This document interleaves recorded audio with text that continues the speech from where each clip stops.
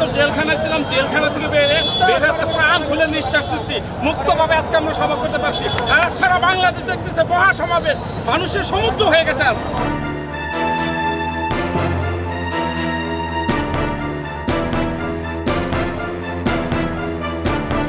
বাংলাদেশের মানুষ বর্তমানে একটা স্বাধীন উন্মুক্ত কথা কইতে পারতেছে, এটা সবচেয়ে বড় পাওনা।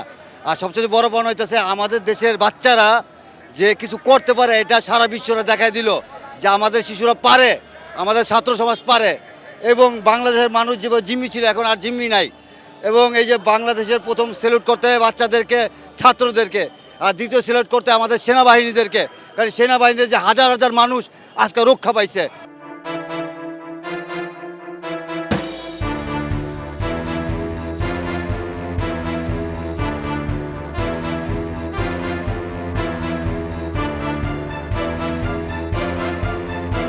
অনেক স্ট্রাগল করেছি, শেষমেশ আজকে অনেক দূর থেকে, আমার বাসা নাটোর সিংড়াতে, আমি ওইখান থেকে মনে করেন যে বিভিন্নভাবে আজকে ঢাকায় এই সমাবেশে উপস্থিত হওয়ার জন্য এসেছি। খুব সুন্দরভাবে এই ছাত্র সমাজ, আমাদের যে বন্ধু যারা আছে, সুন্দরভাবে ট্রাফিক, সুন্দরভাবে রুলস মেনটেন করছে। এখন পর্যন্ত গত 15 বছরে এই সুন্দর পরিবেশ আমরা দেখিনি। ইনশাল্লাহ খুব সন্তুষ্ট। আশা করি আমাদের যে উদ্যোগ রাষ্ট্রপতি নিয়েছেন, অন্তর্বর্তীকালীন সরকার সুন্দরভাবে গঠন হয়েছে, ইনশাল্লাহ এটা প্রকাশ হবে এবং সামনে খুব দ্রুত একটা সুন্দর নির্বাচন হবে।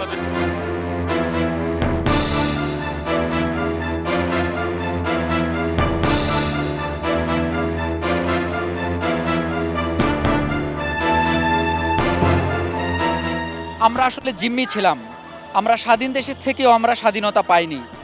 আমাদের অনেক মানুষের নির্যাতন এবং অনেক অপমান অপদস্থের শিকার হইতে হয়েছে আমাদের সাধারণ মানুষদের উপর। তো আজকে আমাদের ছাত্র সমাজদের জন্য এবং সর্বোপরি সকল শ্রেণীর মানুষদের জন্য আজকে আমাদের দেশ নতুন করে স্বাধীনতা পেয়েছে। এই স্বাধীনতা উদযাপন উপলক্ষে আজকে আনন্দ মিছিল এবং আনন্দ সমাবেশ উপলক্ষে আজকে সকলেই জড়িত হয়েছে।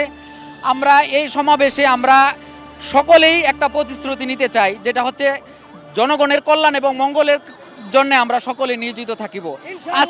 আজকের এই দেশ শুধু বিএনপির জন্য বা ছাত্রদের জন্যই স্বাধীন নয়, প্রত্যেকটা স্তরের মানুষদের জন্য আমাদের এই দেশ স্বাধীন।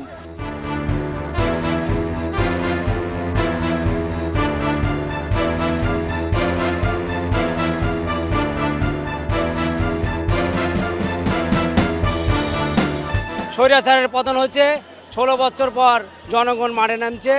হিন্দু ধর্ম সবাই আমরা ভাই ভাই, আমাদের কোনো আপদ নাই তাদের সাথে, ঠিক আছে?